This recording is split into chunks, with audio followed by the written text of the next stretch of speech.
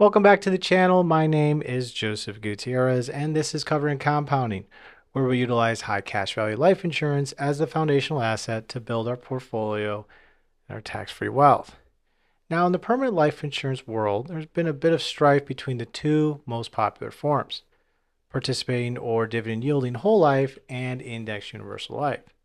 Battle lines have been drawn, and there has been an all-out war amongst agents and carriers as to who's better, which is more reliable, which has better cash value, more flexibility, better long-term performance, and which should be taken seriously. Now, for myself, as an agent in the field who specializes in both products, it feels more like an episode of Mean Girls. I really want to lose 3 pounds. Oh my God, what are you talking about? You're so skinny. Shut up. The arguments that these agents make against each other's type are mostly cheesy sales tactics and misinformation. The reality is that both build wealth, both can be designed efficiently, and both make great long-term tax advantage / tax-free assets. Whole life has those guarantees and a stable return, while index universal life has more flexibility and higher potential from the index crediting, but a more variable return. There is no boogeyman between the two. That said, the question that many have is, what if you can combine the guarantees of whole life and the enhanced crediting of index universal life into an even better policy? What would that look like? Well, interestingly enough, today we're going to be looking at one of our premier insurance carriers, Guardian Life, and how they bridge the gap in their flagship whole life product to allow for those higher index returns. They do this through a rider called the Index Participation Feature, or IPF for short.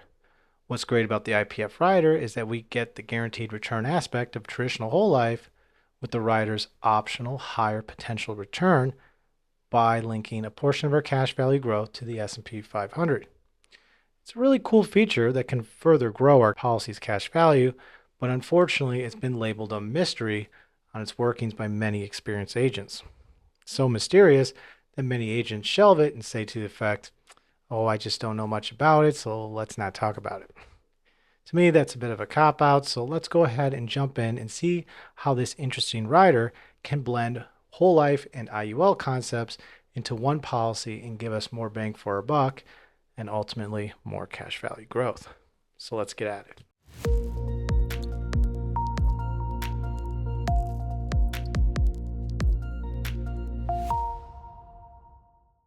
Okay, so now before we take a look at the IPF rider as a whole, we should kind of spend a little bit more time in the beginning just going over the basics of whole life, how the whole life policy grows, its compound interest effect grows on itself, and then how the IPF rider layers on top of it, because the IPF rider is technically an adjustment to the return that we're getting.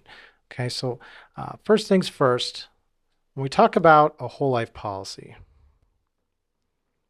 okay, and we're focusing on Guardian Life here. They're the carrier that offers this IPF rider.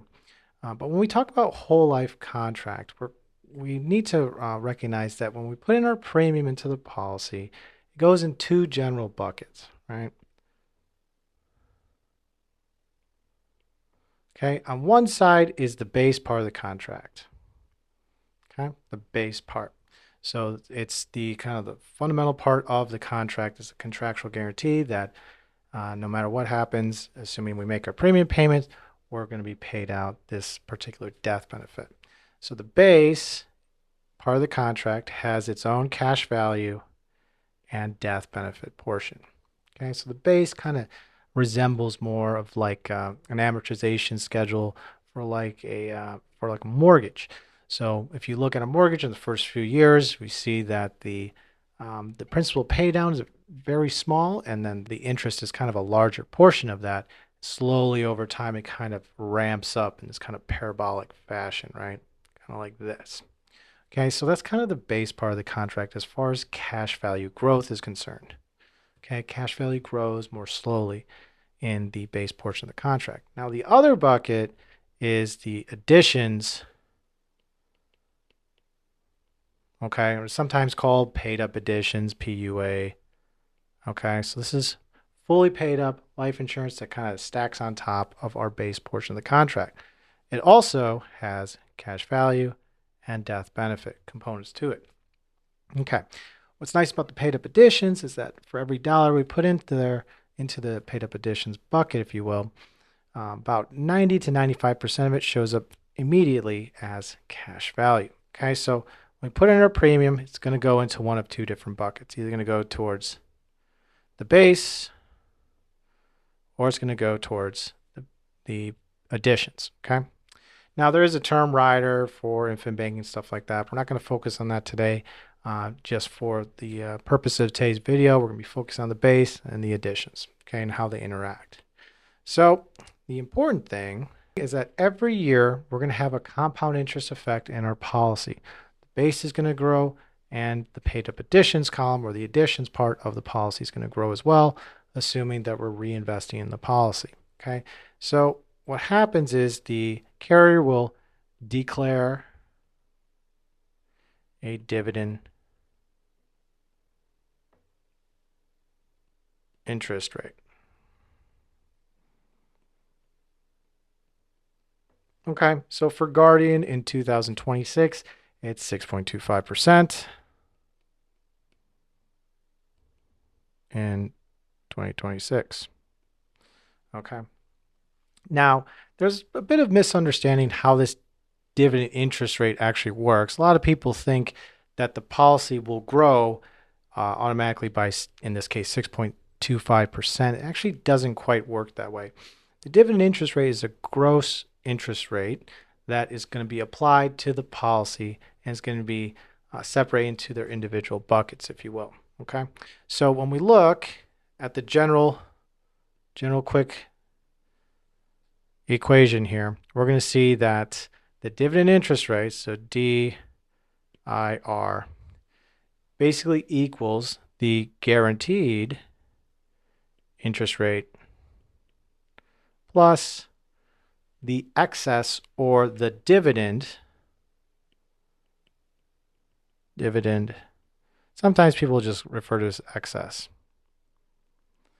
Now, I know that the whole life carriers are kind of blending the two different declared dividend interest rate and dividend together, and it's a little bit confusing, but the best way to look at it is the excess. Because remember, when we put our money into a policy, technically it goes into the general account, which is tied to fixed income assets, treasury bonds, and the like, and it produces a yield.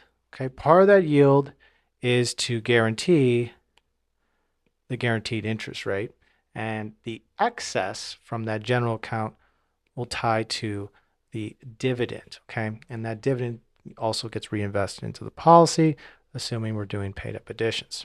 Okay, so just for the sake of argument, we're going to assume that the dividend in this example is 6%. Okay, like we said earlier, in 2026, 6.25%, but we're just going to assume the dividend is 6%. Oops.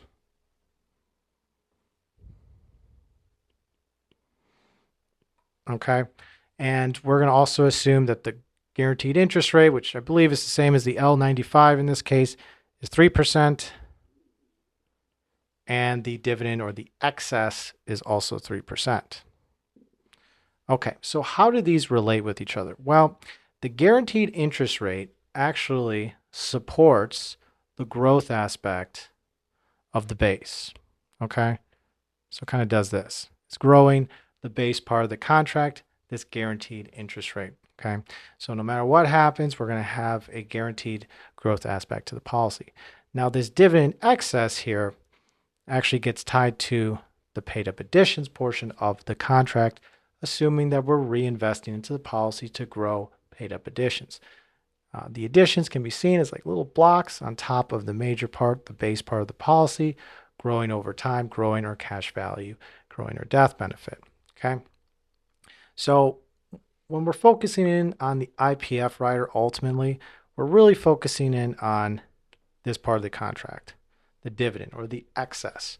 Okay, so that excess return, the IPF rider, is actually going to be an adjustment on top of this 3%, okay, that we're getting in this example. Okay, remember, it's just doing round numbers, rough math here. We're not going to get super specific about it. Okay, and also remember, whole life is kind of a black box products, so they're not going to go into all these little aspects of how the policy works in the background. There's a lot of different calculations that are going on in the background, and as part of their proprietary knowledge as to how their policies work. But we can still infer and get good information so that we have just a good general understanding how this can benefit us, not just to nerd out on whole life contracts, which for me, that's kind of normal, but for you, it probably is a little weird. But nonetheless, we always do like to kind of have a good idea of what we're going to be getting a return on and how we're going to be building our tax-free wealth. How does it work to a fundamental sense?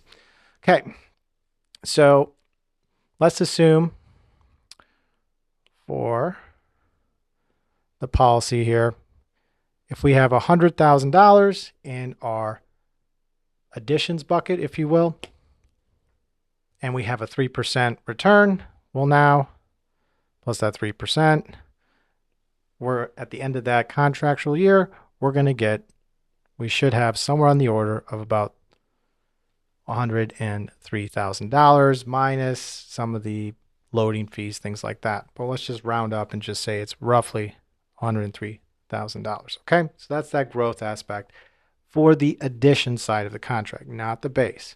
Now remember, when we look at a contract, if you look at the first page of an illustration, you'll see on one side the guaranteed portion, and on the other side the non-guaranteed portion.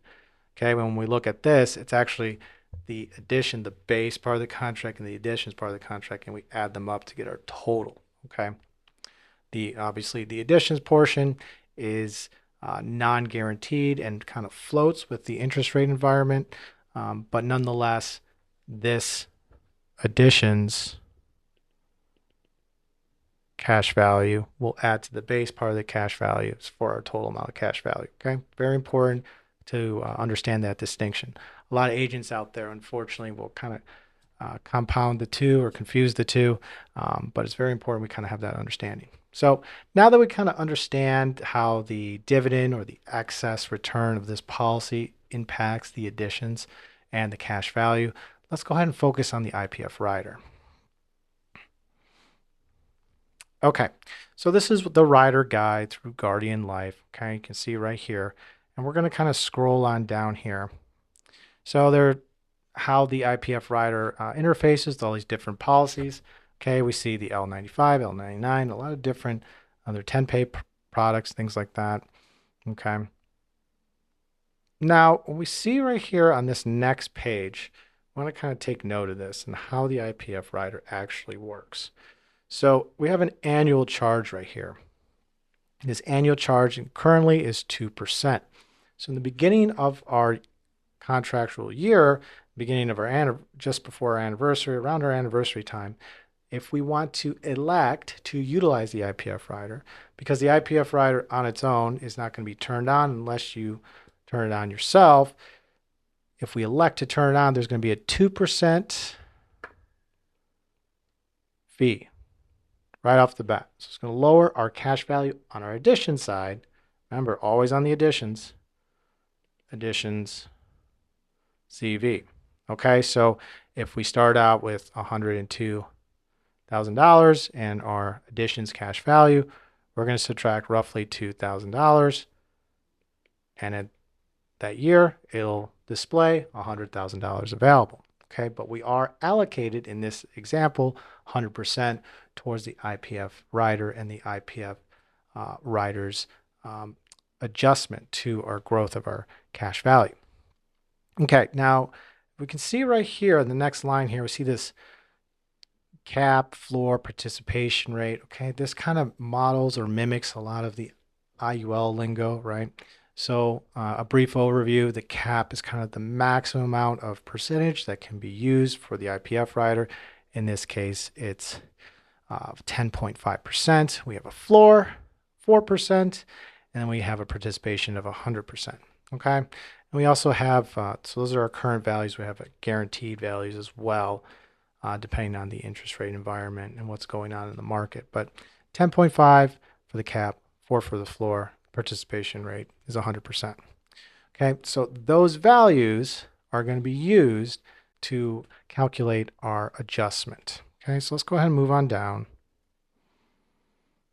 Okay, this is kind of like the life cycle of the rider. Okay, so in the beginning of the year, we have our whole life dividends and PUA additions, and then we can allocate however much we want towards the IPF rider. Now, remember the IPF rider tracks kind of the S&P 500, and so if we're bullish on the market, we're bullish on the U.S.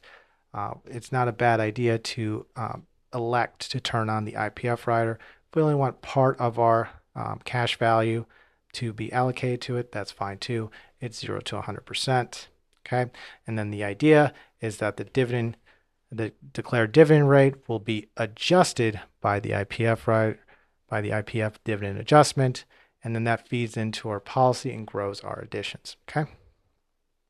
Okay, this next page here is kind of like the sweep dates and um, how when their index start date and end dates for that year. So remember, it's a point to point, just like IUL. So if it's January 20th of that year, then the following year around is going to be the end date. So what did the S&P 500 do in that year? What was the start number and what was the end number? What was that growth between the two?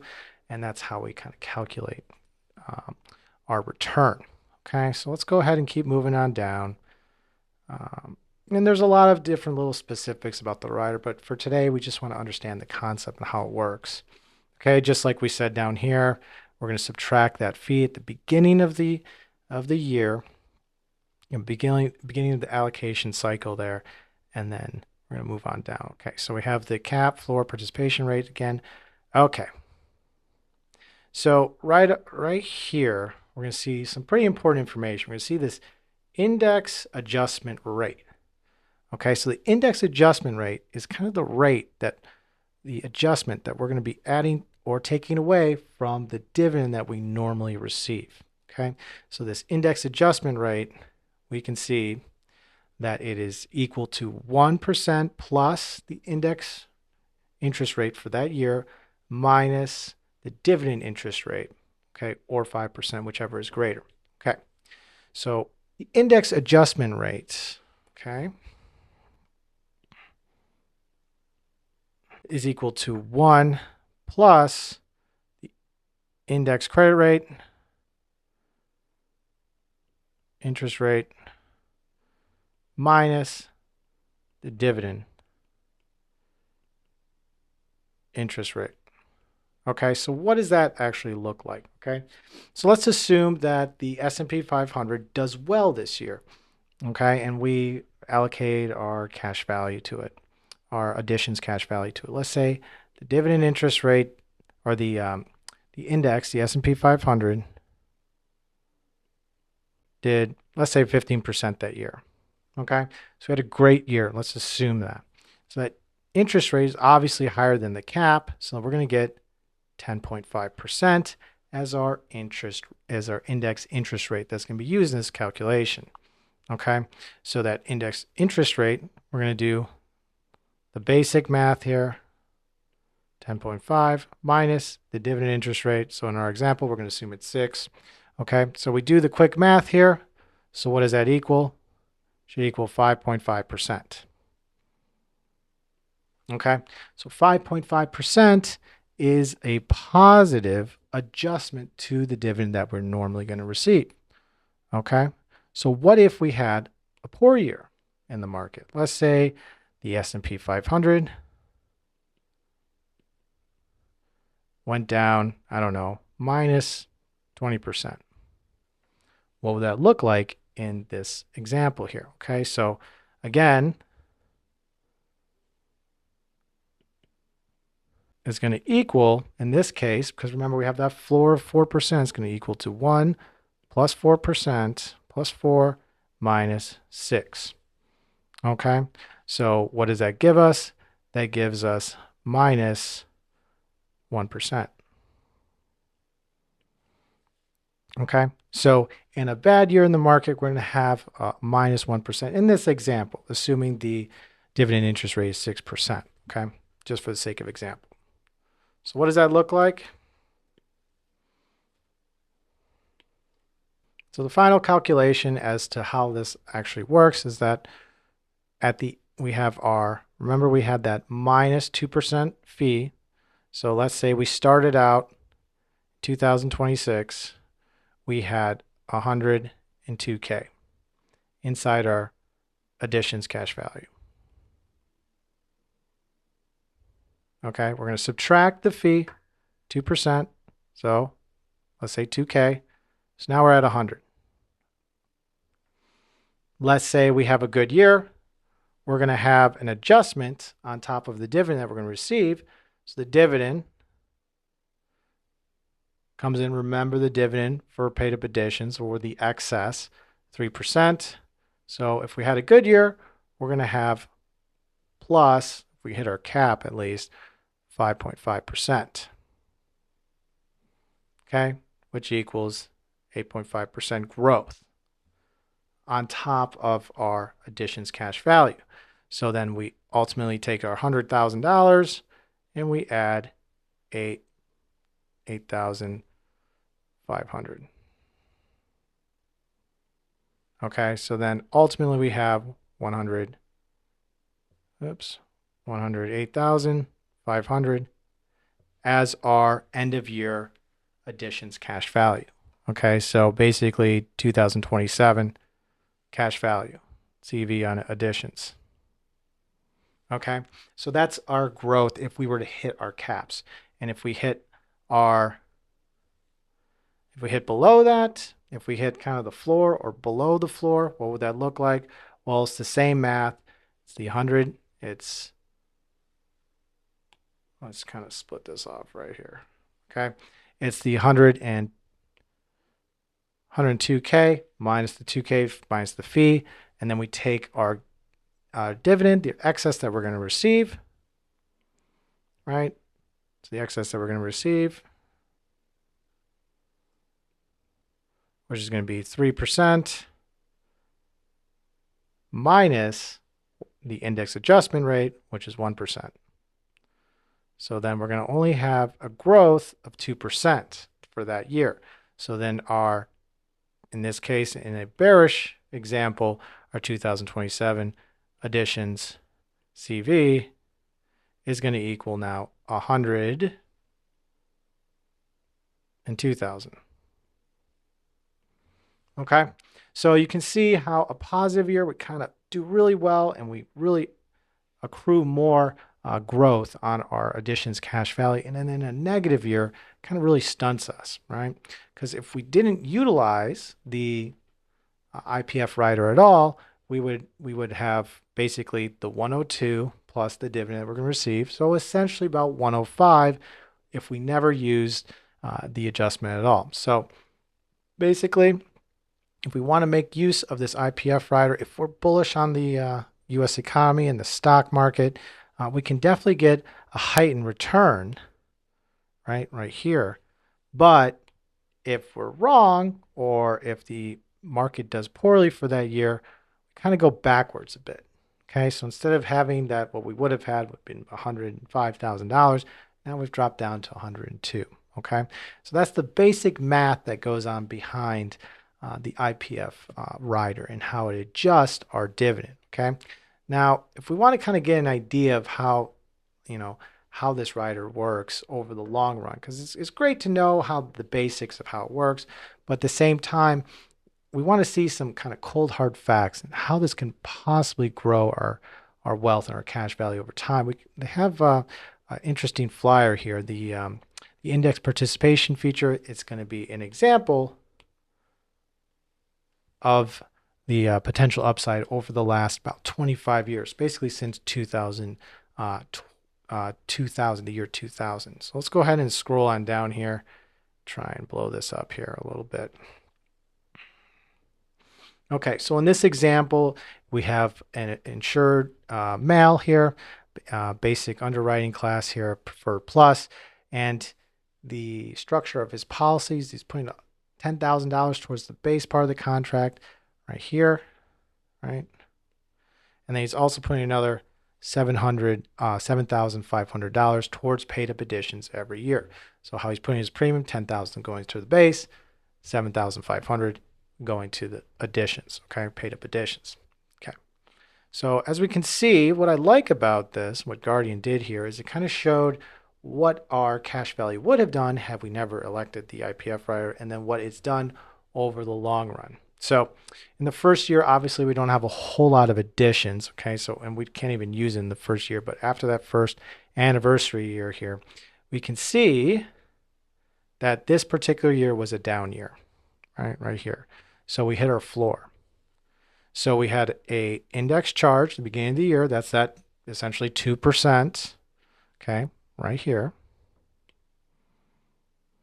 And then we had our index adjustment, okay, and the adjustment on probably that $7,500 or so is going to be about $75 down regulated here, okay? So our adjustment and our charge equals kind of this number right here. So the difference between what we would have had we not utilized the rider and what we got with the rider for a down year. And we can see the first few years, remember the whole dot-com bubble there for 2000 to 2002, we had some rough years in the market, and it kind of reflects that. But even though the market went down 5, 15, 20% in those years, our negative, our floor kind of kept us at a minimum loss, if you will, minimum loss, okay?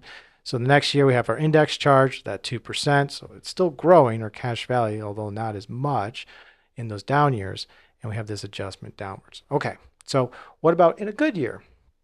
Usually the S&P 500 either hits the floor or hits the cap any given year. So in the following year, 2023, historically speaking, the S&P 500 did about 13% that year. So we hit our upper cap of 10.5%, and that goes into the calculation like we've talked about here, okay?